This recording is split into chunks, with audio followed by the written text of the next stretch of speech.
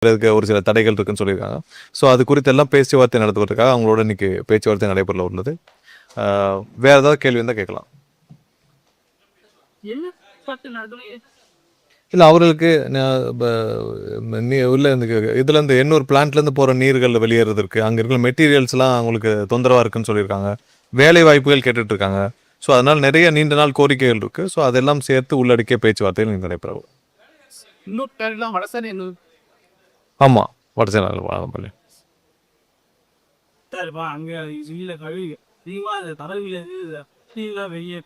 ஆமாம், சுடுதண்ணி வெளியேறுது. அந்த தண்ணீர்னால அவங்களுக்கு வர பிரச்சனைகள். ஸோ அவங்களுக்கு மீன்பிடி தடை இல்லாமல் போகணும்னு சொல்லியிருக்காங்க. ஸோ இதெல்லாம் உள்ளடக்கிய பேச்சுவார்த்தை இப்போ கொஞ்ச நேரத்தில் நடைபெற உள்ளது. சரி, இப்போதான் அவங்களுடைய கோரிக்கை அவங்க நேரடியாக வர சொல்லி பேச்சுவார்த்தை நடத்த போகிறோம். ஸோ நடத்திட்டு அவங்களுக்கு தேவையான சுமூகமாக அவங்களுக்கு ஏன்னா மீனவர்களுக்கு எந்த பாதிப்பும் இல்லாமல் அவங்களுக்கு மீன் பிடிக்கிறதுக்கான இதையும் செய்து கொடுக்கணும். அதே நேரத்தில் நம்மளுடைய பிளான்ட் சம்மந்தமாக என்னென்ன செய்ய போகிறோம், அவங்களுக்கு என்னென்ன குறைகள் இருக்குன்னு கேட்டுக்கிட்டு அவங்களுக்கு தேவையானவற்றை நம்ம செய்து கொடுக்க போகிறோம். இல்லை, இன்னும் போட வேண்டிய அவசியம் வரும். பட் இனிமேல் தான் அதுக்கான திட்டங்கள் இருக்கும். போட்டால் எல்லா பிளான்ட்லையும் போட வேண்டிய அவசியம் இருக்கும். ஸோ இனிமேல் தான் அதுக்கான திட்டமிடலாம் செய்ய வேண்டியிருக்கும். இல்லை மேண்டேட்ரின்னு சொல்ல முடியாது. பட் போட வேண்டிய சூழ்நிலை ஏற்படும், போட வேண்டிய கட்டாயம் ஏற்படும். போன இந்த ஆண்டு ஜனவரி பிப்ரவரியா கவர்மெண்ட் என்ன பண்ணாங்கன்னா அதை வந்து உடற்பயிற்சி ஷிஃப்ட் பண்ணலான்னு சொல்லிட்டு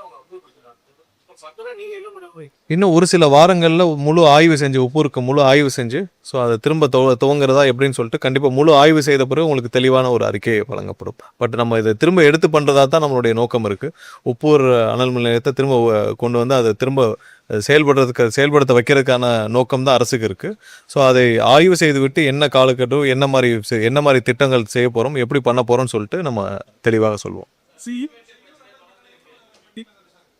ஆமாம், ஸோ இதை எல்லாத்தையும் பெண்டிங் எல்லாம் முடிக்கிறதுக்கான வேலையை தான் நம்ம எப்படின்னு சொல்லி 2-3 வாரங்களுக்குள்ளே நம்ம அதுக்கான விடையை சொல்லிடுவோம். இல்லை, சிட்டிக்குள்ளே நடக்கிற மேக்ஸிமம் உங்களுக்கு நடக்கிற இன்ட்ரப்ஷன் எல்லாமே வந்து இந்த கேபிள் கட்டுனால தான் நடக்குது. ஸோ அந்த கேபிள் கட்டுக்கான நடக்கிறது வந்து உங்களுக்கு அங்கங்கே கான்ட்ராக்டர்ஸு நம்ம கார்பரேஷன் நடக்கிற வேலைப்பாடுகள்னால தோற்றுறது தான். மற்றபடி வேறு எந்த பெரிய மேஜர் இஷ்யூஸும் இல்லை. மற்றபடி அங்கங்கே இருக்கிற ஒவ்வொரு ஏரியாவிலும் நம்ம கான்ட்ராக்ட் எம்ப்ளாயிஸ் வச்சு நம்ம சரி பண்ணிகிட்டு இருக்கோம். மற்றபடி சிட்டிக்குள்ளே வேறு மேஜர் இஷ்யூ எதுவும் இல்லை. பட் இப்போ இந்த லாஸ்ட் 1 வீக்காக நமக்கு வந்து டெம்பரேச்சர் அதிகமாக இருக்குது. ஸோ அதனால நம்மளுடைய தேவையும் அதிகமாக இருக்குது.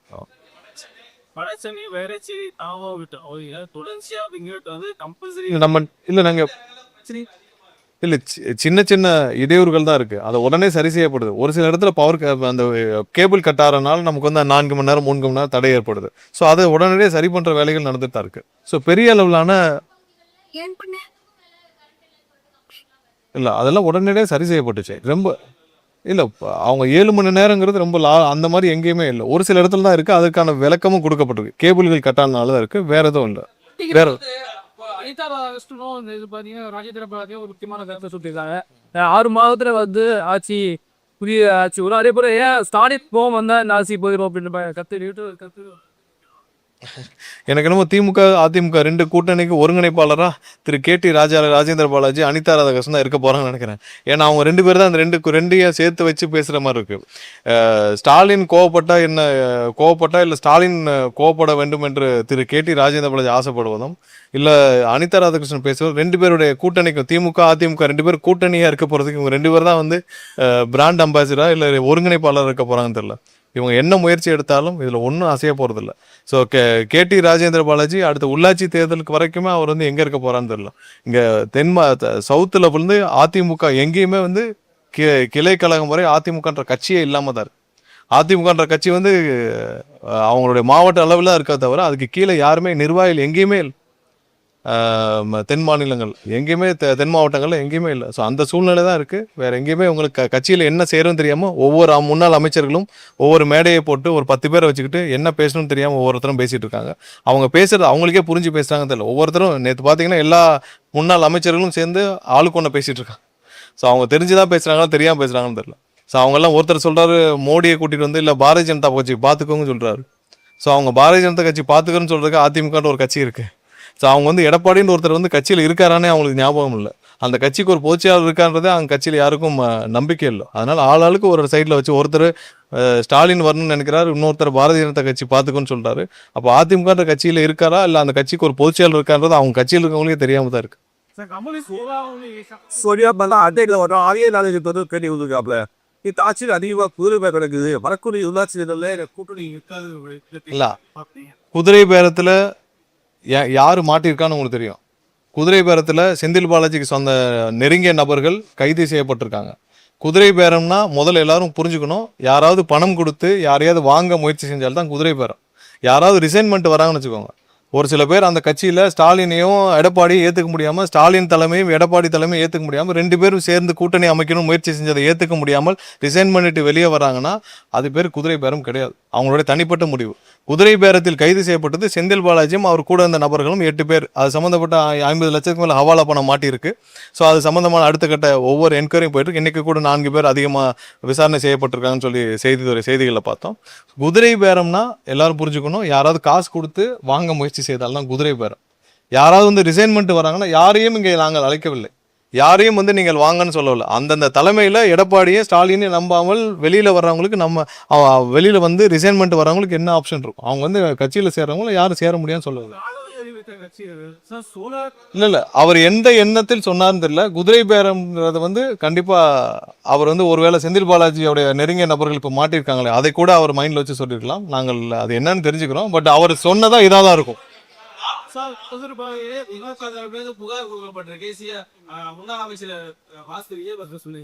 இல்ல திமுக தரப்புல வேற என்ன செய்ய முடியும்? அவங்க வந்து இப்போ ஆளுநருக்கு கடிதம் எழுதுறாங்க, சிபிஐக்கு கடிதம் எழுதுறாங்க. ஏன் ஆர்எஸ் பாரதிக்கு தெரியாதா? சிபிஐக்கு கடிதம் எழுதுனா சிபிஐ வந்து விசாரிக்குமா? சிபிஐக்கு யார் ஹேண்ட் ஓவர் பண்ணோம்? ஒன்று கோர்ட்டு ஹேண்ட் ஓவர் பண்ணோம், இல்லை கவர்மெண்ட் ஹேண்ட் ஓவர் பண்ணோம். ஆர்எஸ் பாரதி கடிதம் எழுதுனால ஹேண்ட் ஓவர் பண்ண முடியாது. அது எப்படி ஹேண்ட் ஓவர் பண்ணது தெரிஞ்சுட்டு தான் சும்மா டைம் பாஸ்க்கு எழுதிட்டு இருக்காரு ஆர்எஸ் பாரதி. என்ன அறிவாலயத்தில் உட்காந்து சும்மா இருக்கிறாருல, ஏதாவது என்ன செஞ்சீங்கன்னு 4 பேர் கேட்டீங்கன்னா கடிதம் எழுதுனேன்னு சொன்னோம்ல. ஸோ அது மாதிரி 4 பேர் இருக்கவங்களுக்கு போய் நம்ம தினமும் பெருசாக ரெஸ்பாண்ட் பண்ண வேண்டாம். சிபிஐக்கு கடிதம் எழுதுறா ஆர்எஸ் பாரதிக்கு தெரியுமில்ல சிபிஐ எப்படி டேக் ஓவர் பண்ணுவாங்க. சிபிஐ இங்கே வந்து டேக் ஓவர் பண்ணக்கூடாது, அவங்க தானே சட்டம் கொண்டு வந்தாங்க, அவங்க தானே பாஸ் பண்ணாங்க. ஆர்எஸ் பாரதி தெரியாதா சிபிஐ எப்படி டேக் ஓவர் பண்ணுவாங்க, இல்லை யார் ஹேண்ட் ஓவர் பண்ணணும் சிபிஐக்குன்னு சொல்லிட்டு? அப்புறம் சிபிஐ கடிதம் எழுதுறாரு, அந்த கடிதம் என்ன ஆகும்னு சிபிஐக்கு தெரியாதா? ஸோ அதனால இது மாதிரி ஒரு 4 பேர் இருக்காங்க அறிவாலயத்தில். ஸோ சும்மா இருக்கிறதுனால ஏதாவது எழுதுவாங்க, அதை நம்ம பெருசாக எடுத்துக்கவே வேண்டாம். இல்லை கவர்னர் என்ன செஞ்சிருவாரு? கவர்னர்கிட்ட போய் இவங்க கொடுக்குறாங்க. கவர்னருக்கு எல்லாமே தெரியும்ல.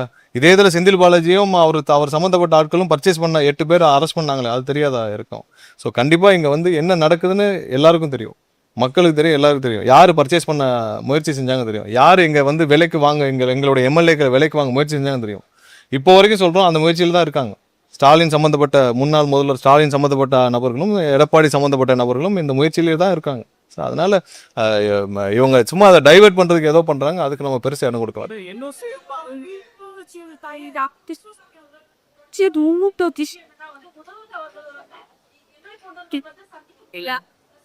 இல்லை இன்னைக்கு அதிகபட்சம் இன்னைக்கு தலைமைச் செயலகத்திலேருந்து எல்லாரையும் சந்திக்கிற ஒரே முதல்வர் எனக்கு தெரிஞ்சு நம்மளுடைய முதல்வர் மட்டும்தான். இதுக்கு முன்னாடி எல்லாரும் தலைமைச் செயலகத்தில் ஒரு மணி நேரம் வருவாங்க, ஏதாவது நிகழ்ச்சியை தொடங்கி வச்சுட்டு போயிடுவாங்க. அதிகபட்சம் காலையில் 9 மணிலேருந்து சாயந்தரம் 5 மணி 6 மணி வரைக்கும் தலைமைச் செயலகத்தில் எல்லாரையும் சந்திக்கிறார். கண்டிப்பாக அவர் யார் மூலமாக முயற்சி செஞ்சார்னு தெரில. கண்டிப்பாக நேரடியாக முதல்வருக்கு யார் வேணாலும் தொடர்பு கொள்ளலாம். கண்டிப்பாக டைம் வழங்கப்படும். அதுலேருந்து வந்து சீனிவாச ஒரு பொண்ணு பேத்தியாளர்களே அவர் முதலமைச்சராக பொறுப்பது சந்திக்க முயற்சி அப்பாயின்மெண்ட் இல்லை, அதான் சொல்கிறேன்னே. நீங்கள் எல்லாம் பத்திரிகையாளர் இருக்கீங்க, யார் மூலயமா அப்ரோச் பண்ணால் முதல்வர் அலுவலகத்துக்கு தொடர்பு கொண்டால் அப்பாயின்மெண்ட் கிடைக்கும் தெரியும். தினமும் முதல்வர் எல்லாரையும் சந்திச்சுட்டு தான் இருக்கிறார். உங்களுக்கு தெரியும் யாரை சந்திச்சுட்டு இருக்காங்கன்னு. அதில் ஒரு சில பேர்கள் அவங்க தொடர்பு கொள்ள முடியாமல் இல்லை யாரை மூலமாக தொடர்பு கொள்ள தெரியாமல் இருக்கலாம். பட் அவங்களுக்கு கண்டிப்பாக முதல்வர் அலுவலகத்துக்கு தொடர்பு கொண்டால் கண்டிப்பாக அப்பாயின்மெண்ட் கிடைக்கும்.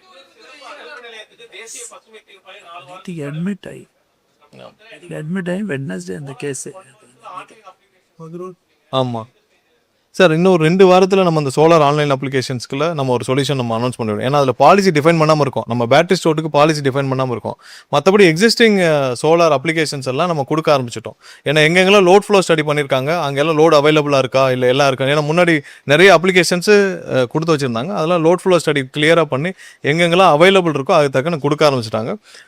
விரைவில் எல்லாமே கொடுத்து முடிக்க ரீபவரிங் இல்லை ரீநேமிங் எல்லாம் வந்து ஒவ்வொன்றா கொடுக்க ஆரம்பிச்சிருக்காங்க. அதெல்லாம் ஒன்றும் தடையெல்லாம் போய் report was the three language policy implementation in the state that was started. Popular government three language policy la என்ன மாதிரியான நடவடிக்கையை follow இல்லை நம்ம என்ன கடைபிடிச்சிட்டு இருக்கிறோமோ நம்ம அதை என்ன டூ லாங்குவேஜ் நம்ம என்ன கடைபிடிச்சிட்டு இருக்கோமோ அதில் எந்த மாற்றமும் இருக்காது. ஸோ அது சம்மந்தமாக சட்டப்பூர்வமாக என்ன செய்யணுமோ அதை அந்த முன்னெடுப்பை செய்வோம் சார். நம்ம பாலிசியில் எந்த சேஞ்சஸ் இருக்காது.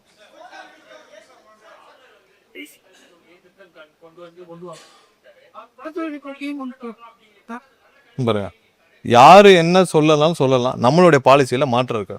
அவங்களுடைய விருப்பத்தை சொல்லலாம், ஆளுநர் சொல்லலாம், ஒன்றிய அரசு சொல்லலாம், எல்லாரும் அவங்களுடைய விருப்பத்தை சொல்லலாம்.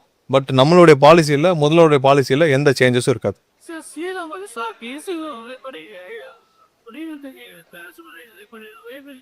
சரி, உங்கள் எல்லாருக்கும் தெரியும் துணைவேந்தருடைய நியமனத்தில் கோர்ட்லேயும் பெண்டிங் இருக்குது. இது எல்லாமே கவர்னர்ட்டையும் பெண்டிங் இருக்குது. சட்டப்பூர்வமாக நம்ம அதை வந்து ஹைகோர்ட்லேயும் பேசிகிட்டு இருக்கோம். கண்டிப்பாக இப்போ வந்து 5 பேர் கொண்ட குழுவை நம்ம ப்ரொப்போஸ் பண்ணியிருக்கோம். இதில் ஏதாவது முடிவுகள் வந்தால் உடனடியாக நியமிக்கப்படும். நம்ம இதுக்கெல்லாம் ஒரு பீஸ்ஃபுல்லாக ஒரு சொல்யூஷன் வரணும்னு தான் நம்ம எல்லாம் முயற்சி செஞ்சுட்ருக்கோம். ஏன்னா வர ஜனவரி மாதத்தில் எல்லா யூனிவர்சிட்டிலையும் துணைவேந்தர் இல்லாத ஒரு நிலைமை ஏற்படும். ஸோ இதுக்கு கண்டிப்பாக ஒரு சுமூகமான ஒரு தீர்வை எட்டக்கூடிய வகையில் ஒரு 5 நபர் உள்ள ஒரு செலக்ட் கமிட்டியை கொண்டு வரதுக்கான முயற்சிகள் எடுத்துகிட்டு இருக்கோம். EVSC ஒரு ஈக்குவலாக பேர் மாறுபட்டுருக்கேன் நம்ம சாரும் இல்லை அது முதல்வர் அலுவலகம் சம்மந்தப்பட்ட விஷயம். வேறு ஏதாவது துணைவேந்தர் சட்டத்திற்கு ஏதோ கொண்டுட்டாங்க போயிருந்தோம். இவருக்கு சட்டம் விட்டோம். இல்லை, அதற்கான முயற்சிகள் நடந்துட்டு இருக்கு. ஃபைனலைஸ் ஆனோன்னு சொல்கிறோம். ஸோ அந்த மாதிரியான முயற்சிகள் நடந்து துணைவேந்தர் நியமிக்கப்பட்டு இந்த அனைத்து நம்மளுடைய யூனிவர்சிட்டி எல்லாம் சீரமைக்கப்படணும். நிறைய பெண்டிங் போஸ்ட் இருக்குது, நிறைய பேர் கான்வெகேஷன் நடக்காமல் இருக்குது, நிறைய பல வருஷங்களும் எல்லாம் பெண்டிங் இருக்குது. இது சீரமைக்க வேண்டும் என்று கேட்டு இங்கிலீஷ் பேப்பர்ல இன்சூரன்ஸ்ல ஒரு ஸ்டோரி இருக்கு. மற்ற மாநிலங்கள்லாம் ப்ரைவேடைசேஷன் ஆகி இவி நம்ம அரசு வந்து என்ன பண்ணும்? இங்கே டிஸ்ட்ரிபியூஷன்ஸில் ப்ரைவேட்டைசேஷன் பண்ணுறதுக்கான வாய்ப்புகளே கிடையாது. அதை செய்யவே மாட்டோம். நன்றி. பல புகார்கள் இருக்கு. ஆனா விசாரிக்கப்படுற தனக்கு ஆட்சிகள் அப்படியே தப்பு சொல்லிட்டு எல்லா புகார்களும் பல ஆட்சியில் எப்படி ஹேண்டில் பண்ணாலும் உங்களுக்கு தெரியும்.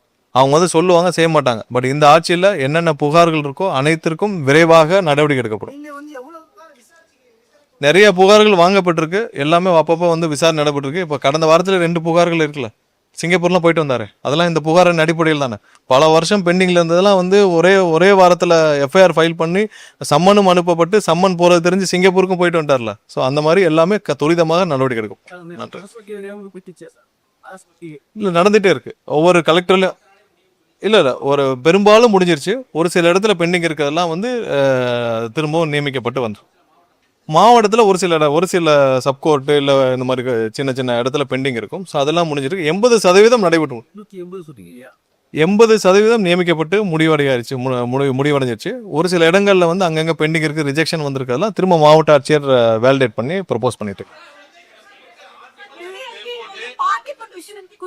செஞ்சிப்பாள ஜெர்மனி யாராவது பார்ட்டிஸ் வந்து குற்றமைகளை கம்ப்ளீட் பண்ணியிருக்காங்க. ஒரு ஸ்டோன் வந்து அமைச்சர் வந்து சொல்லிட்டு விட்டு நான் கேட்ட கேள்விக்கு அவர் வந்து பதில் வச்சிருந்தாரு. இது வரைக்கும் கம்ப்ளைண்ட் எவ்வளவு ரைஸ் ஆயிருக்கு சார்? இல்லை, என்கிட்டே ஒரு கம்ப்ளைண்ட் வந்துச்சு.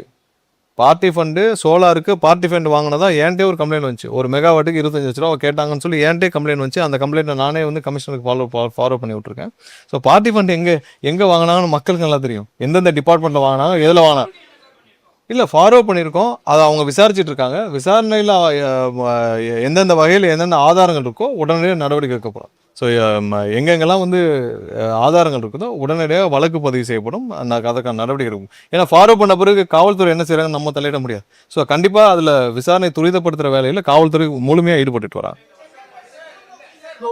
ஈதியில ரொம்ப நாளா லாங் வெயிட்டிங் இஷ்யூ பார்த்தா டிஃபெக்டிவ் மீட்டர்ஸ் அதை பத்தி நம்ம என்ன பண்ண போறோம்? அடுத்த நடவடிக்கை இல்லை. இல்லை, ப்ரொக்யூர்மெண்ட்ஸு கண்டிப்பாக ரெகுலராக நடந்துகிட்டே இருக்குது. மீட்டர் ப்ரொக்யூர்மெண்ட் நடந்துகிட்டே தான் இருக்குது. ஸோ இன்ஸ்டலேஷனில் டிலே இருக்குது. ஏன்னா அதில் நமக்கு இங்கே இப்போ பற்றாக்குறை இருக்குது, எம்ப்ளாயீஸ் பற்றாக்குறை இருக்குது. ஸோ அதை ரெக்டிஃபை பண்ணப்பட்டு சீக்கிரம் அதை செய்யப்படும். இல்லை, ஒரு வாரத்தில் அப்ரூவல் கிடச்சிரும். அவங்களுக்கு மீன் பிடிக்கிறதுக்கு ஒரு சில தடைகள் இருக்குன்னு சொல்லியிருக்காங்க. ஸோ அது குறித்து எல்லாம் பேச்சுவார்த்தை நடத்துவதற்காக அவங்களோட இன்னைக்கு பேச்சுவார்த்தை நடைபெற உள்ளது. வேறு ஏதாவது கேள்வி இருந்தால் கேட்கலாம். இல்லை, அவர்களுக்கு உள்ள இதுலேருந்து எண்ணூர் பிளான்ட்லேருந்து போகிற நீர்கள்